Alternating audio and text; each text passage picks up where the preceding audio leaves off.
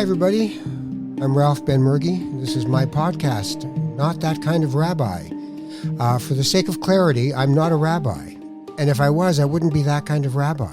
That's the whole point of why I'm telling you that I'm not a rabbi, but I would be a rabbi if I was. And if I was, I wouldn't be that rabbi. I'd be this rabbi, which we're still forming because I'm not sure how that's going to play itself out. But this podcast is my attempt to actually answer that question. If not for you, then at least for me.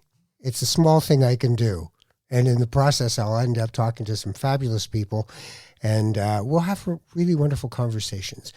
Somebody I've always enjoyed speaking with and been friends with for a long time is a broadcaster that you all know. Most of you would know her the way you would have known me from the CBC, but you probably would have known her if you're of a vintage from Much Music and all of that sort of thing.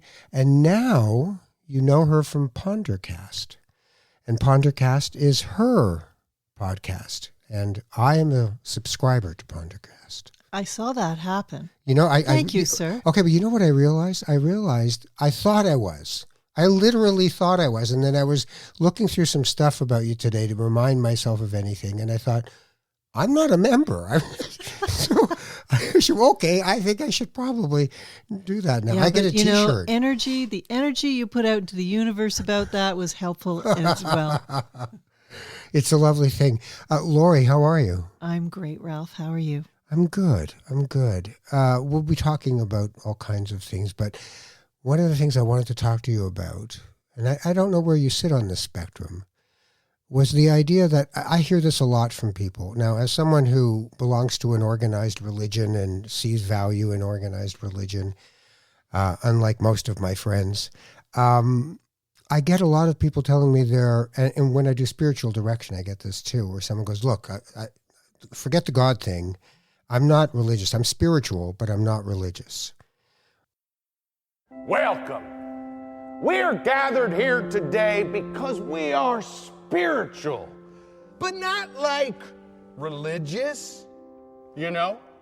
I don't believe in organized religion, except for Eastern religion, which I am interested in. It's just like deeper. We are here today because we reject the bullshit from one book so we can cherry pick and choose the bullshit we like better from a whole bunch of different books. Do we believe in a God with a capital G? Maybe. Maybe not. We haven't decided yet. But tell me that when you look at a sun satin over a hill, you don't feel a connection to something greater. I believe in an energy, that connects us, binds us together, and it's vibrating and stuff. You know what I mean? Totally. I get it. Now, everyone open your Twitter feeds to @Deepak Chopra. Our innermost awareness is a portal to divinity. That is so vague, but I know exactly what he means. Jacob. Thank you very much. Hello, everybody. I would like to read a passage from the moleskin I write ideas in when I'm stoned. What if God isn't a he? What if he is a she? Or a deer? Hear me out. I was at a music fest. I was outside taking a piss. And this deer walks up and we make intimate eye contact. And he just started pissing. He was pissing as soon as I was pissing. It was one of the most spiritual things that I've ever experienced. Wow. And I light this in remembrance of the first time that I did mushrooms. Yeah, dude. Thank you, Jacob. Thank you for sharing with us everything you remember from your liberal arts degree. Take it away, Melissa. I don't believe in hell and heaven, but I'm on the fence about reincarnation. Namaste. Thank you for joining me today. It is so nice to talk to intelligent individuals who can rationally see that science hasn't figured it all out. Yeah, we get you. Now, if you'll all open your meditation apps on your phone and set it to 15 minutes. But first, let's all give each other a hug and let the physics of love clean your chakras. Oh, those are some good hugs. Oh, what a nice hug over here. You two hug back there. Come here. Oh, yeah. Now that's a good fucking hug. Where do you sit on the spectrum of I'm spiritual, but I'm not religious? I guess I don't sit. I guess this is a moving target. If you had asked me when I was 11 years old and resisting my mother coming to wake me up to go to church on Sunday morning, I would have told you I'm not anywhere on this. Just leave me alone. Mm-hmm. I don't want to go anymore. But as I grow older, I find that my resistance to organized religion has become very blurry.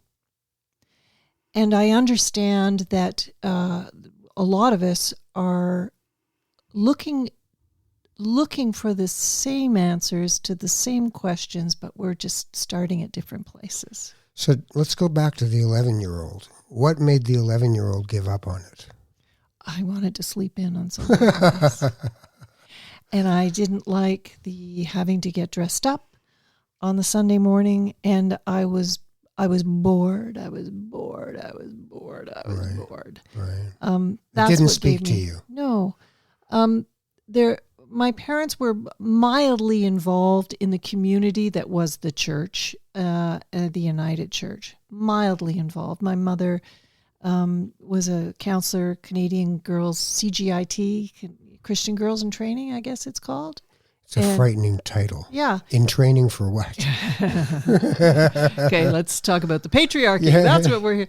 And my dad was a member of the AOTS, which is a men's Christian group. Mm. But there really wasn't any other kind of community involvement. And I never had a decent Sunday school teacher that I would say encouraged my imagination or anything. And your sister, she didn't? Same thing. Just like, can I just sleep in? Yeah. This doesn't speak to me. What did you think God was?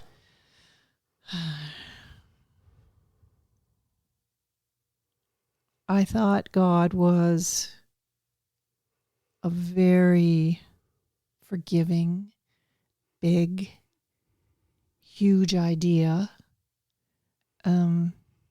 And I was always confused about the story about the sun thing. All of that didn't make any sense to me. But I thought God was a big, really wonderful presence who could get pissed off big time and do some awful things. If you didn't behave in a certain way, or just somehow generally? I didn't think generally. Like he would just smite a whole land. Well, that is in the scriptures. Yes. Yeah. So I thought of him as like, whoa, dude, like you're not going to pay any attention to me. I'm just going to sneak out the back door here. But carry on. Yeah, don't mind me. Yeah. I'm just sleeping in. I'm just sleeping in. Sleeping in. That's right. But as I've grown older, and I find that there is a need for something bigger, and that started my spiritual quest. So for some people, when they talk to people and someone says, well, as I grow older, I remember when I was a young man, I would think to myself, is this just an insurance policy? I'm afraid of dying, so maybe I'll construct this afterlife and this meaning and purpose, because otherwise it's the Peggy Lee song. Is that all there is? Mm-hmm. Is that what we're doing? So did you ever go through that part where you were just like, maybe I just really don't want to think that we just run around like chickens and then it's over? I'm okay with that. I'm okay running around with chickens and then it's over. I've sort of been through that in my own head, that this is all there is. I'm beyond that now. I'm on to something new. But my father is 94 years old. And we have had to, over the last, I'd say 15 years, 20 years, ever since I started meditating and I started on my own spiritual journey, we've had conversations, and he's always been a Christian. But he had questions, and he was in a bit of a rebellious mood about 15 years ago. And there were things about religion he didn't like. There were things about the way that his church, Baptist church, worked. He turned Baptist when he went back to Nova Scotia, that he didn't like. And so we would have conversations about these things. And that was fantastic, to have a conversation with someone who thought they had it all sewn up in their faith, and then they went through a period of they weren't sure. And we spoke, and I, someone who wasn't coming at it from an organized religion at all, I just love the questions. What was he asking you? Well, it was like, he started to understand that Jesus Christ and God and the presence of that is not something that is out there in the world, but he carries it inside him on the inside. And he was understanding that Jesus Christ is in him, and that he is it, Right. And that faith was something that was inside him. And so he had to shift his thinking big time from it all being out there laid down in the Bible, and these are the answers and this is it. And then if that presence, if that faith, if that spirit is in me, latent or otherwise, how am I going to explore that? How do I get to know it better? And from that whole point of view that it's all in me. So we had great conversations about that. But now that he's 94, he's not so interested in the questions anymore. He's very close to death. And he is now falling back on his old, I think, experience of faith more. To say, I'm tired of the questions. I just want to rest on what I've always been taught and what the things that I know are true at this point. So there's a bunch of stuff in there that I really resonate with. One of them is when you turn the religious experience from the objective to the subjective, so that God is a noun for most people. It's a thing, that thing that would smite you. But God is a verb, becomes an action of life, a flow of life, a way of moving through your life. And when I think of some of the things you're talking about, I realize that the internalization of that narrative, even the scriptures narrative, right? So that Pharaoh, played by Yul Brynner, is actually... Insert picture in brain here. Chuck Heston as Moses. But Pharaoh is not a pharaoh. It's your internal tyrant. It's the one that beats you up all the time, that you'd like to just take a holiday once in a while. So, drown him in vodka. Just stop talking to me about how badly I'm doing. And that's your Pharaoh, right? So there's all that for people in their journey. But also when you talk, my mother's 94. So when you talk about your father being 94 and not wanting that curiosity, the other thing that comes to me is when people talk about, in life, we're just walking each other home.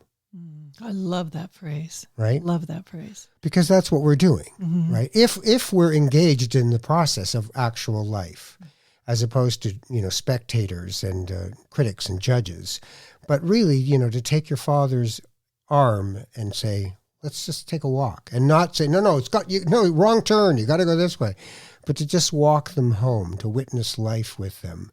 And maybe he's more in a witnessing of his life at this point than in a... And one more thing, right? I think at 94, if I was 94, I wouldn't have one more thing. I just want a sandwich. Yeah. And you'd want it to pass through your bowels. Yes, and exactly. Come out the other end. Exactly. You just want to be, can I get through the day? My mother is exactly that way. There was a point for you, I've always been interested in, we've never talked about this one, which was your parents and your sister went back to Nova Scotia.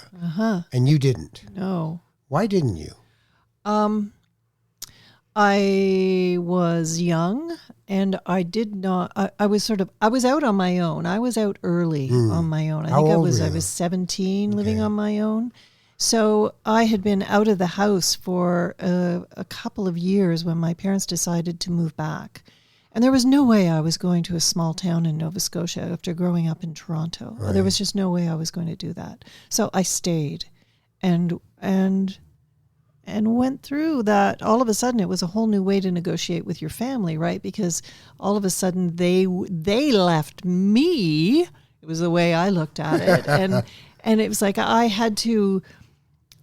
kind of had to fight to stay in the family a little bit to Right. make communication happen. And, I'd hear that my grandmother was in the hospital for some little thing, and I wouldn't be told by my parents. And I'd phone them up and say, "Why didn't you tell me about this?" And they said, "Oh, I didn't want to bother you because, she's going to be fine." And I'm thinking, how do you stay a part of a family when you're so far away? So it was a bit of a renegotiation, but I was not interested in going to Nova Scotia. You were downtown in Toronto having a good time. Oh, yeah. I was like 50 feet from Yonge Street at Charles Street, just south of Bloor. So I was not going to Yarmouth, Nova Scotia.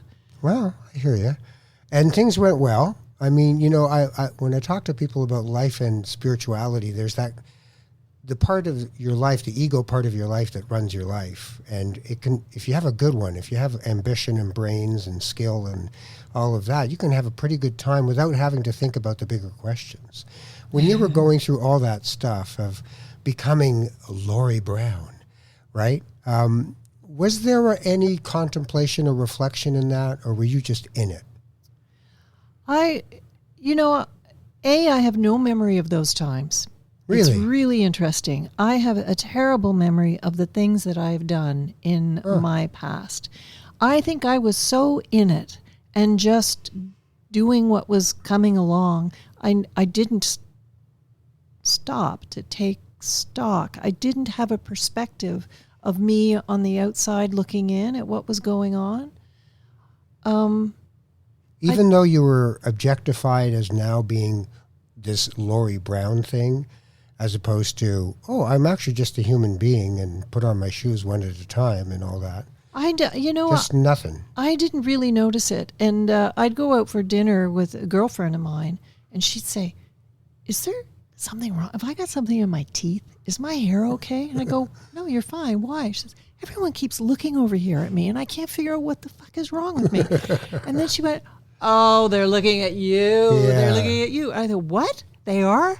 I was oblivious. I think, my God, how much of my life have I spent totally oblivious as to what's really going on? That's the question, Ralph. Really? How much? Why? Why have you been total? What is that? A survival mechanism? What is that? I don't know. But the fact that I can't remember it is part of it to me. I don't know. That's interesting. I mean, I wouldn't think of myself as having been oblivious. I would have seen myself as having been unable to see myself in a context. But Right. But even there, I knew that when people were staring at me in a restaurant, all those years ago, I felt very uncomfortable. About it. Well, I was fundamentally, I'm introverted, but when you're out in front of people, they think that, you go home and put spotlights on a little platform beside your bed and do 20 minutes of stand-up, and then you go to bed. I heard that about you. Yeah, well, it wasn't a big stage, but there's only a couple of lights. But, the family enjoyed it, and that's what was important to me. No, I don't know about that oblivious thing, but I don't remember there being a question. I think, your life takes a huge change as soon as you have children. Yeah. That was the big perspective change for me, was suddenly having children. And then the world changed. See, I tend to think that I say to people that I see having children as changing the geography of your heart. That you move into a different place in your life. But yes. You were going on this path, and now you're over here. Yes. So spiritually, in reflection, what did having children do to you? It made me understand responsibility. And it made me actually design the kind of love in my family I wanted to see. It made me have to be conscious of what kind of family I wanted and how I wanted my house to feel when people walked in the door, and how I wanted to be treated, and how I wanted my children to treat me, and how I wanted to treat my children. So a moral code. There was a moral code there. Right. And it was an understanding that all kinds of things that perhaps I really enjoyed and thought were a big part of my life were now meaningless. Things like going out for dinner. Going out for drinks. Yes, entertaining myself, going to see a movie, like Right. everything changed. Like, you just walk through the door into another world. And when I have friends who had their first baby, I would say, welcome to the other side. Right. Because that's how fundamental, and on a cellular level, and particularly for women, everything changes on the inside and the outside. It happens overnight, and it's shocking and confusing and scary and Is terrifying. it spiritual?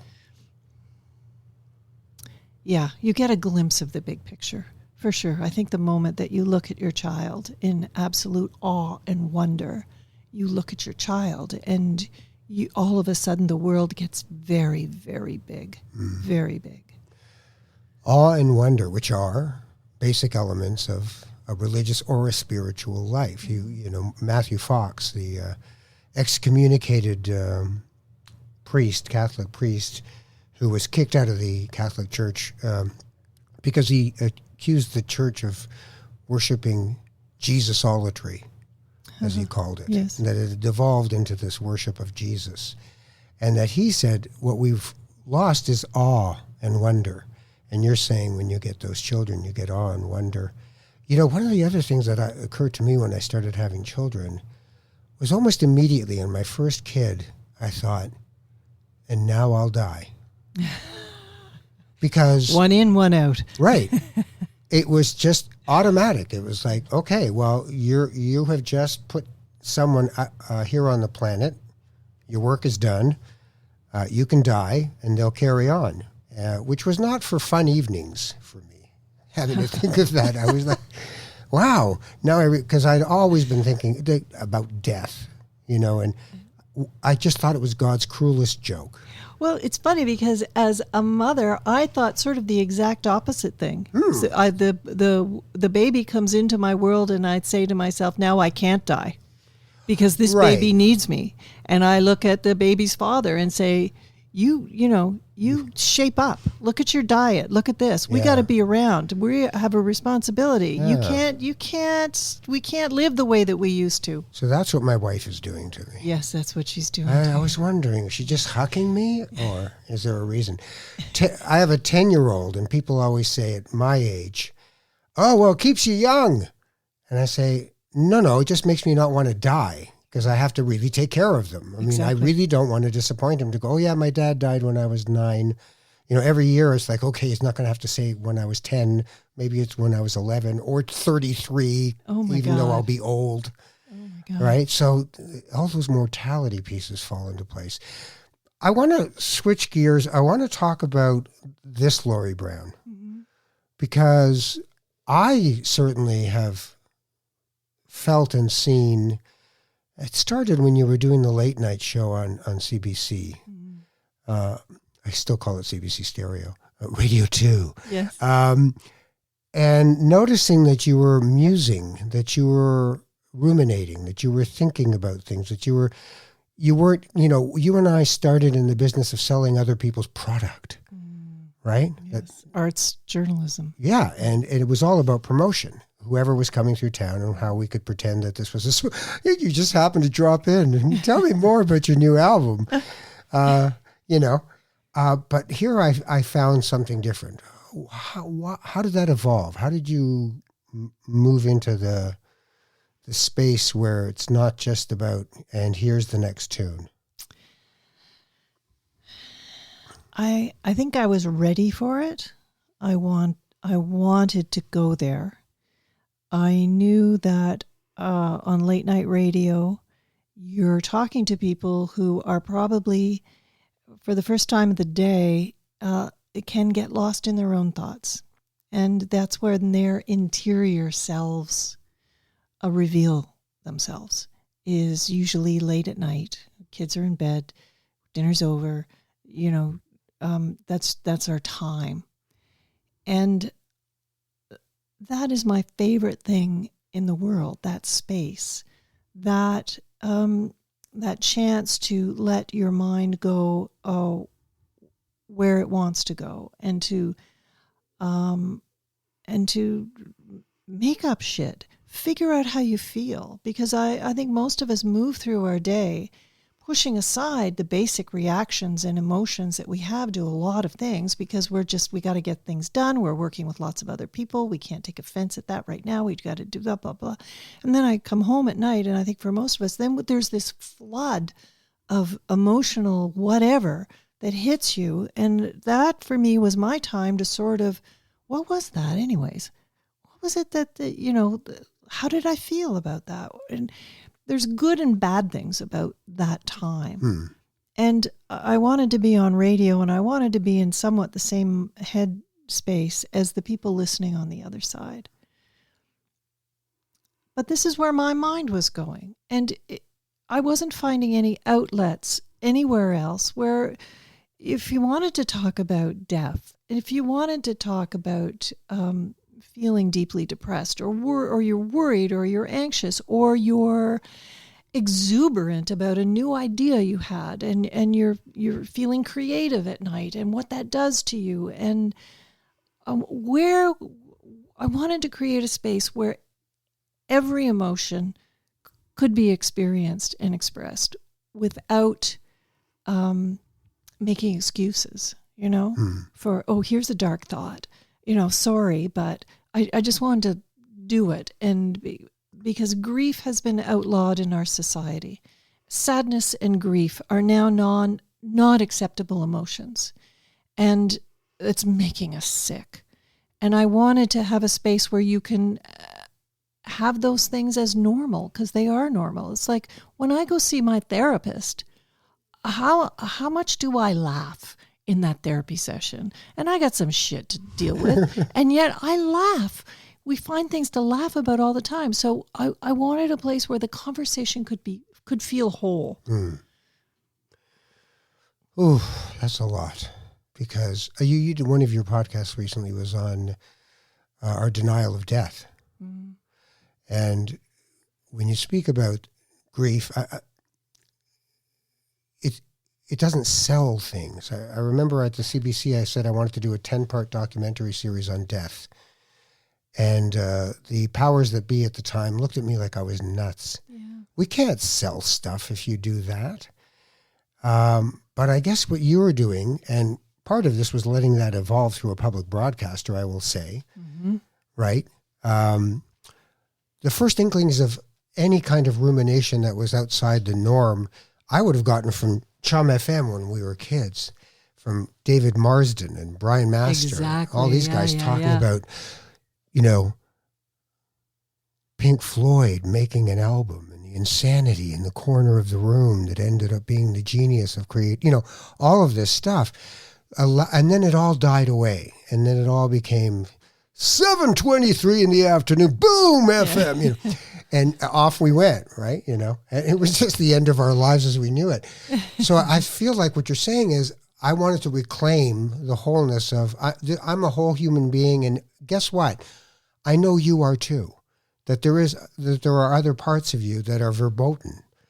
That sense of, and the other part of it is the evening is yours. You own. I did Nightlines years ago. It's a great time to be on radio. Oh, because it is a very private conversation you're having. You really feel the intimacy of the night and the velvet wraparound of what a night can be.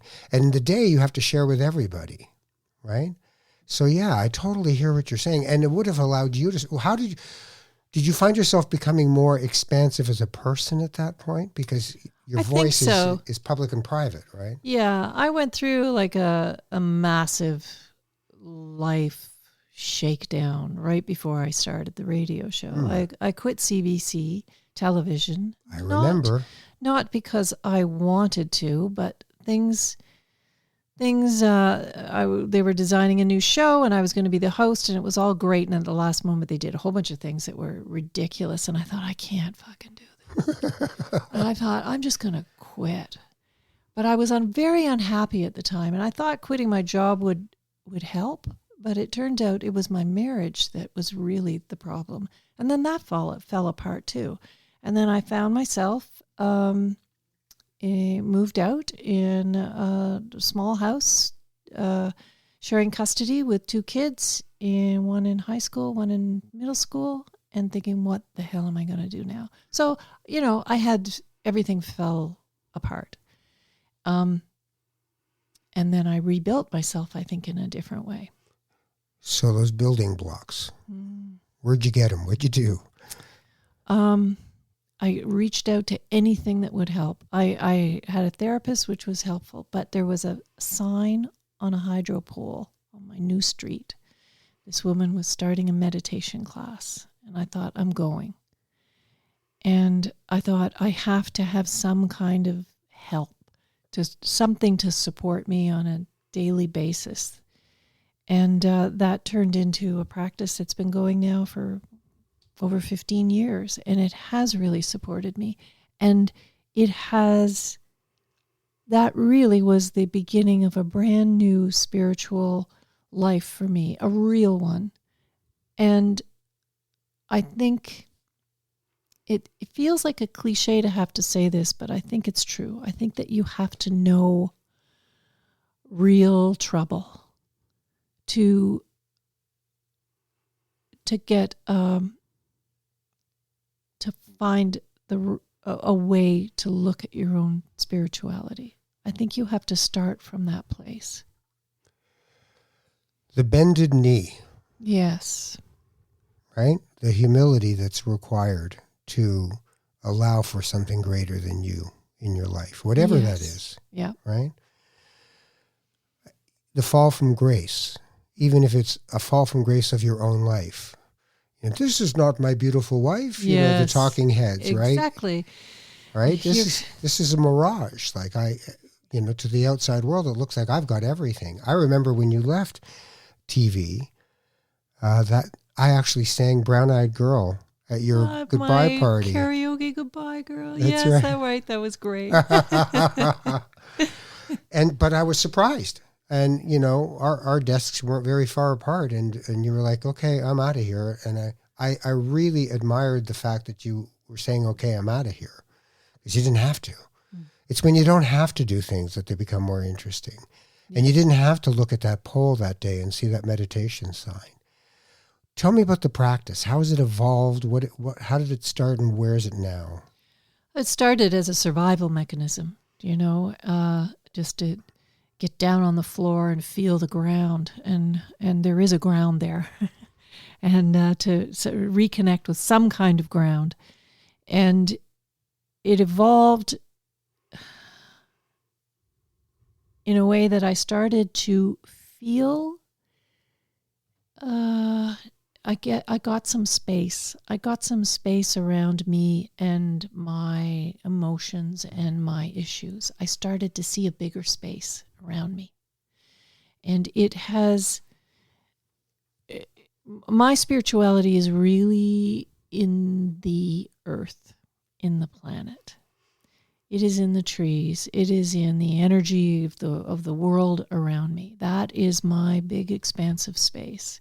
And that is where I connect to. And that is how I feel good. And I can feel my little place in that big, big, big picture. And I need to stay there. I need to stay in that situation where I feel I am part of it. And I'm this big a part, a very, very tiny part. So it has evolved. I do silent meditations once a year. I go away for a week, and it's like It's like a spring cleaning for me. I've never done that. What happens in that week when you're not talking?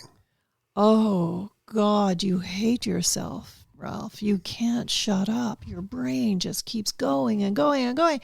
And it's, the first one is incredibly scary because I didn't know if I could do it. Like, I didn't know if I could just sit with myself and meditating for hours and hours a day. What's going to happen? And things fall apart. When you are left with your own thoughts and you're just sitting on a pillow breathing, that's the only thing you're asked to do is not talk and breathe. That's the only thing you're asked to do, and you want to run away screaming. It's crazy. What comes up, the emotions that come up, they tear you down. Usually about day 3, day 4, you really bottom out, and then something happens, and you process what that feeling is, and you sit with it, and then it's like an onion. Okay, there's that layer. There's that anger, and what's under the anger? Okay, then there's shame. What's under the shame? Oh, okay, there's fear. There's fear under that shame, and what's under that fear? And then there's a nugget, and it's usually that you are unlovable, that you are not worthy of being loved. There's usually something like that at the base. Everyone has their own core, but you see it and you feel it, and your whole body, just from having the ability to sit with that awful question that you will do anything not to experience and feel, having to sit with that and just feeling it move through your body. And what it does, it hurts your back, your stomach is in knots, your throat, it hurts, it's all closed up. To just feel it, all of a sudden there's a shift.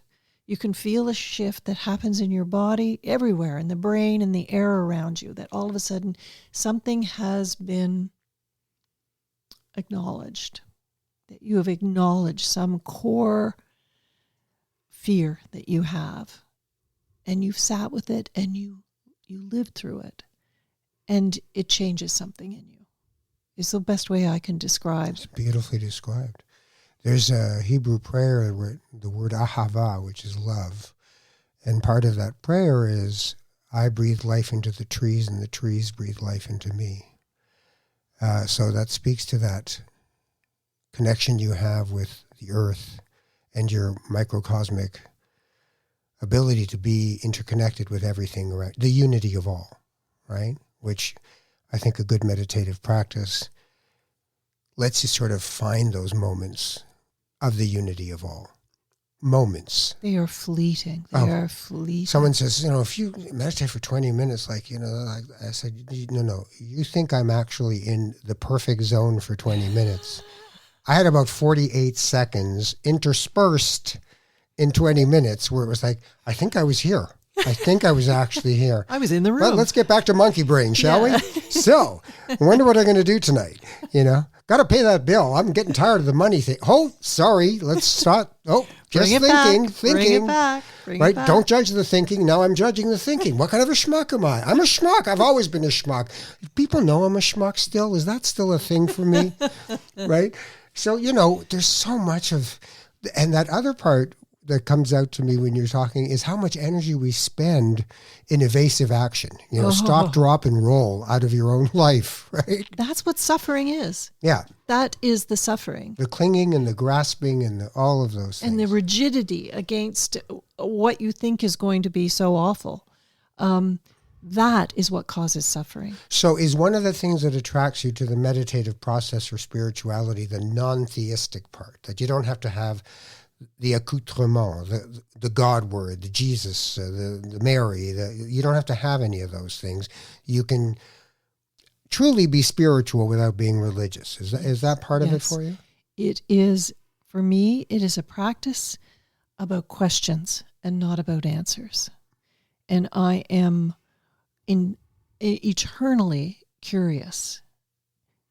And I have questions. And I want to stay in the question. I don't want to be given an answer because I won't believe it. because it's not my experience.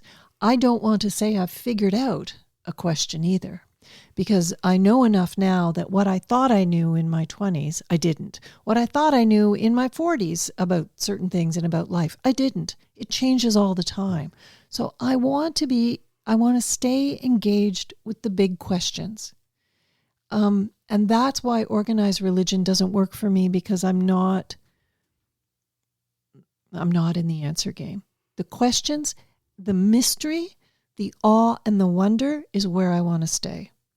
And to me, that is infinitely unknowable, but that is my journey. I don't think I can say, okay, I got awe and wonder figured out here. I'm never going to answer these questions, and I don't want to. I want to sit with the question. So for some people, religion is really just a fitness program. The desire is spirituality, and religion is, I can go to the gym and stare at all the machines and go, wow, I'd love to have a six-pack. I'd look good in a six-pack. But nothing's going to happen unless I pick up the stuff and go through the exercises and the reps and all the rest of it. So for a lot of people, that's what I think religion helps them with, is it makes you have to do these things. It's not arbitrary in a religion, some religions, as to whether or not you're going to give charitably. It's something you have to do. It's not arbitrary to go and visit someone who's sick. It's something you have to do. You're obligated to do it. It's not a question. And people like that because it gives them the discipline. But it sounds to me that for 20 years, you've had a discipline. Yes. And without that discipline, you can't get there. You're not going to get there because you think it'd be a great idea to have a nice walk, right? But it also, I think one of the beautiful things about all my friends who meditate is you don't need to buy into a whole bunch of stuff. You just need to practice, and the practice itself is the point of the exercise. Yeah, you don't buy in. The what you're told to do is go look, go figure it out, and that it's a practice, which means you practice. You never get it right. What's your practice? How long do you meditate? And how often? I meditate every day for 30 minutes in the morning, and sometimes in the evening as well for 30 minutes. It's a kind of thing where you can apply liberally. If I'm having a really stressful day and something went down, I got to get my ass on the floor, right, and get some balance. Balance is actually the wrong word, but I have to open myself up, right, because I'm shutting down. So how has the practice changed life for you in terms of things like love? It's opened my heart. It's made me understand. It's made me better at keeping my heart open. It has made me love. It has made me understand that I don't even need to be in the same room as someone, and I can love. I can do it to my children live far away, and I can send them faith and support and love right from where I am, and feel great about it, and still have that same feeling as if they were in the room and I had my arms around them. What do you hear from people with your podcast, with Pondercast? What kind of feedback do you get for what you're doing? Because I see what you're doing, and I don't mean this as, aren't you just? But there's a courage to what you're doing. You're not selling me something. You're being, right? And so, what are you getting back from people when people go, Laurie Brown, Pondercast, click, I think I want to do this. What do you get back? I get life stories from people. They share with me their hurt, their tragedy, their sorrow.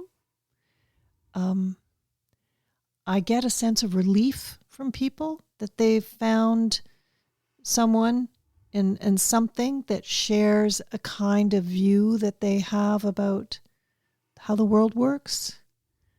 I think that a lot of these people have a soft side that either is always on display or never on display. And I think that intimacy and vulnerability is compelling to people.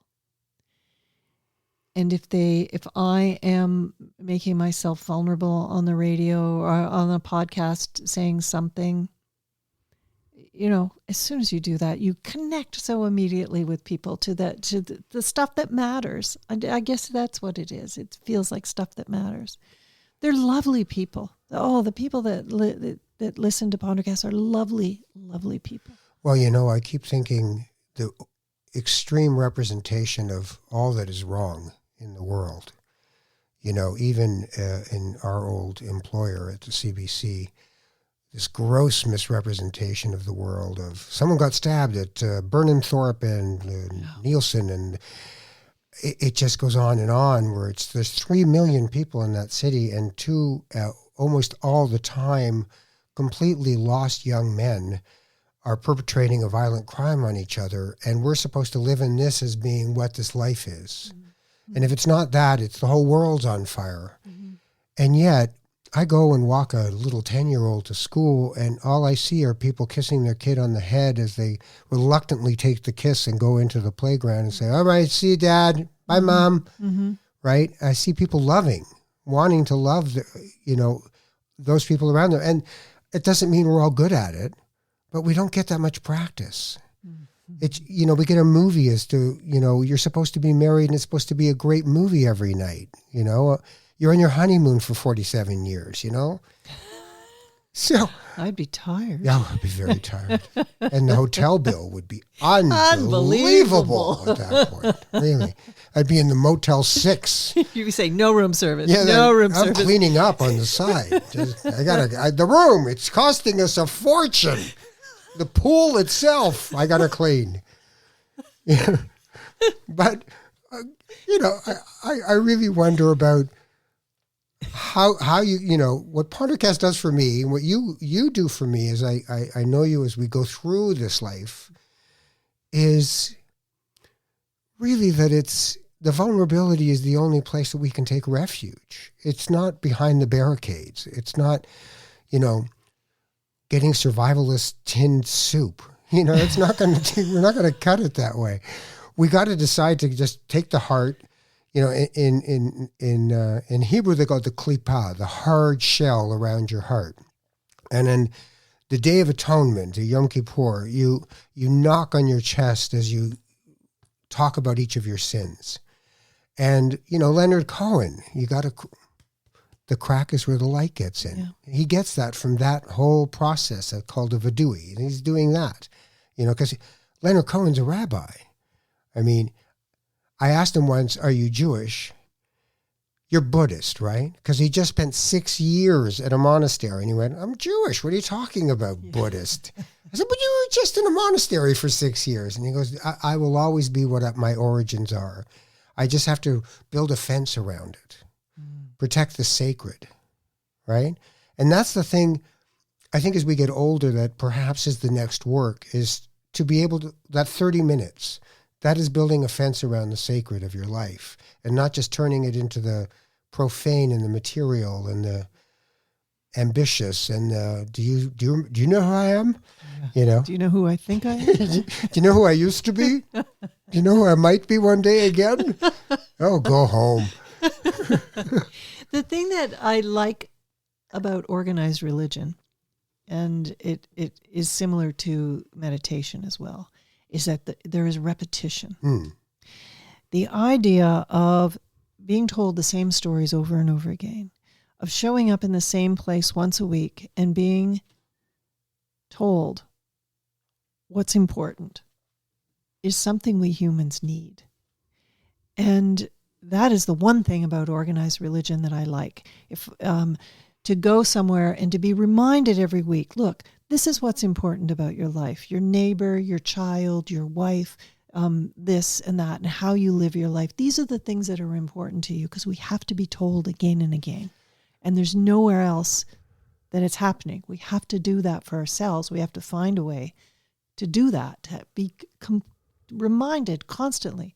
Remember what's important. Remember what's not important. The Hebrew Bible every week is basically about how completely flawed we are. I mean, human beings look horrible in the Bible. Horrible. They are given freedom, and all they do is complain. Moses goes up the mountain, and they figure, it's taking a while. Why don't we do a golden calf thing? And, if he comes back, he comes back. We're going to lose this audience. That's right. Intermission. We can't do an intermission. We got to go. Yeah. No, so, I mean, it's just one screw up after another, Cain and Abel. It's just one screw up after another. And that fallibility allows us to be vulnerable enough to each other to not say this is. So for me, the danger of religion is exceptionalism.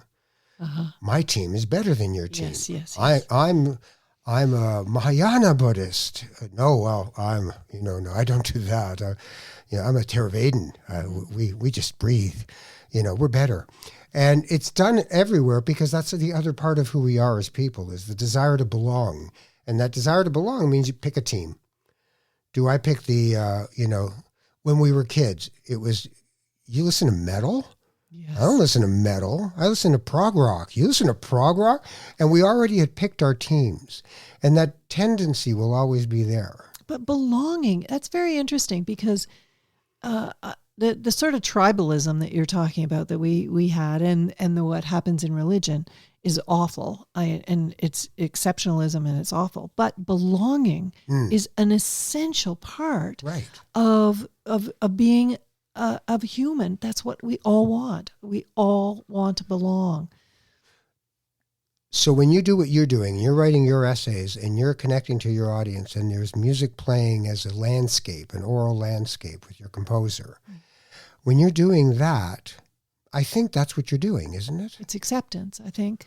Well, it's also a connective tissue that people can attach themselves to belong, to be able to come together and say, I come in peace, Yeah. And we're all walking each other home.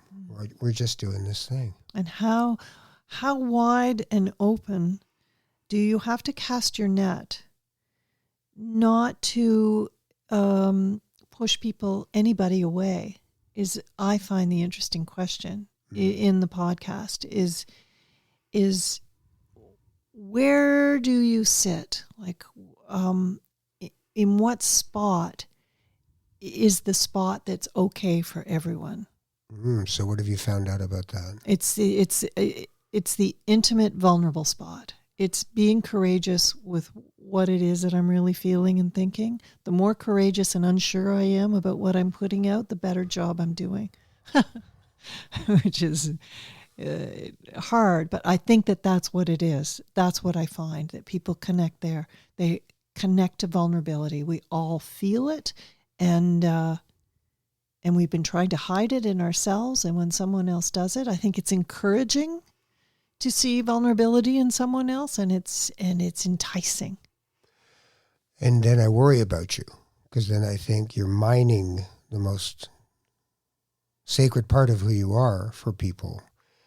And I would hate to see people misuse that. I know. Say yes until it breaks you is kind of the way I'm going at this. Is I just keep doing it, and nobody's... people are honoring it. People are honoring it, and at least the ones, if they're not, they're not talking to me about it. The other part is, if you've done this long enough where you stand in front of people and go, look at me, that you have to take something with the territory, which is sometimes people go, no, I don't like you. And it's like, that's okay. That's okay too. Yeah. What a weird thing. It is a weird thing, but it's also, I tend to see it as not, like I used to do this little an afternoon workshop thing at the CBC for a friend of ours, Paul McLaughlin. Paul would say, come and do an afternoon with the broadcasters. Mm-hmm. And I'd say, look, you're doing this, and it's, here's the bad news. It's not healthy to ask people to love you by name who you've never met. It's not, it doesn't come from a really healthy place in most cases. Now, the good news is you have the skill set to actually make them do that. The question becomes, now that I have your attention, what is it I want to say? What do I do with the responsibility of the gift? Do I just keep, like the stand-ups, when I used to do that years ago, there were some guys who and women who, just the fact that they killed that night is enough for them. That was I'll do this act until the cows come home. And for other people, it was, no, I was trying to talk about this. Mike McDonald would be a guy who'd go, no, I'm trying to talk about this thing. It matters to me. And it just, I didn't get it out. It didn't come out right. Yeah. And then the other guy would be, Mandel, who'd be in diapers going, okay. And that was his act, and he killed, right? So, you pick your lane, right? Mort Saul. Yes. Lenny Bruce, or, I won't say Robin Williams, because Robin Williams actually infused it with content. He was a social commentator. But, the guys who just wanted to be funny. And I guess with having a voice in the public sphere, you have to decide, is it important that everybody thinks I'm still on, or is it important that I do what I do? I think it's important that I'm saying what I'm saying at this point. I remember when I started, I just thought maybe nobody will be here. It doesn't matter. I just wanted to think about these things. I wanted to put it out there. I just wanted to do this work and see what happens, because in some ways, sometimes it starts to feel like a service. And that is a very big part of spirituality as well. So you're a rabbi. Really? Yeah. Rabbis are teachers. That's all the word means. You're a teacher. And you've cultivated wisdom. You're not just, so, the diapers are coming, though, I'm sure. You super killed. She was great. I'd never seen her like that. No, that's what being a rabbi is sharing that, having the gift to be able to share that, but cultivating it. 20 years of meditation is cultivating a garden. A regular practice is building a fence around the sacredness of it and letting it grow, not having everybody trample over it every time they feel like it, right? So yeah, you're now ordained. Thank you. Rabbi Brown. I don't know how many of those we have. Right. You'll do yours in a kilt of some kind. Natalie McMaster will come out and fiddle dance or something. Does she dance when she plays? I don't think she does. I don't think so. I think that she has hordes of people behind her dancing. Who dance while she plays? I don't know. This is not for me. I just saw a fabulous thing online of a Quebecois fiddler who was doing complete drum rhythm with his feet on the porch while he was just flying on the fiddle. And I just retweeted and said, now this is Canadian. Yeah. Exactly. Yeah. The old version. Tell everyone how they can get to Pondercast. You can get to Pondercast very easily. Just go to pondercast.ca, and anywhere that you get podcasts, you will be able to find Pondercast. And how do they join? If you want to support us, the only way that we get any income from this, and we is Joshua Van Tassel, the musician I work with, and Ty Johnson, who does all the design work, is through Patreon. And you can support us with a small monthly donation through patreon.com/Pondercast and pick your level. And there's perks and there's merch, and we take care of our own. You're going to do it for a while. Yeah. It's insanely interesting to me because I've set it up that it basically can be about whatever. So I'm in this, and this is my journey, and it's there every 2 weeks with a new episode. Well, may you continue. May you spread the loving kindness of what you're doing, and may it be a blessing to everyone that you continue to be the evolving Laurie Brown. I really thank you for being here. And I'm so pleased to be here to see the evolving Ralph Benmergui, too. Thank you, Ralph. Well, that's it for this edition of Not That Kind of Rabbi. I'm Ralph Benmergui, and I'm not that kind of rabbi. If you want to get in touch with me, you can do it in several different ways. On Twitter, at Ralph Ben Murgy. On Facebook, Ralph Ben Murgy. And my Gmail, ralphbenmurgy@gmail.com. And if you're having trouble spelling Ben Murgy, instead of me spelling it out as if you're sitting there with a pad and pen, I'll just tell you that if you start Googling my name, eventually Ben Murgy will emerge as a name from your many varied guesses as to how to spell it. Or as my grade 3 gym teacher, Mrs. Elkin, used to call me, Raphael Ben Murgui, which was a way of looking at me that I, to this day, still hold dear in my heart. You take care of each other, and we'll see you soon.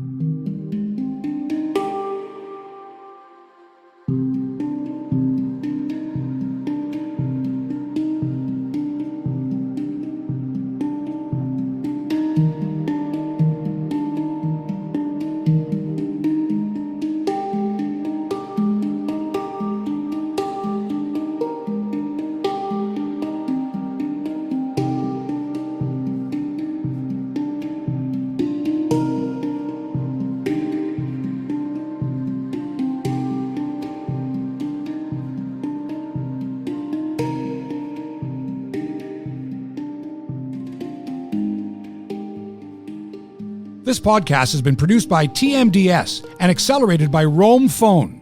Roam Phone brings you the most reliable virtual phone service to run your business and protect your home number from unwanted calls. Visit roamphone.ca to get started.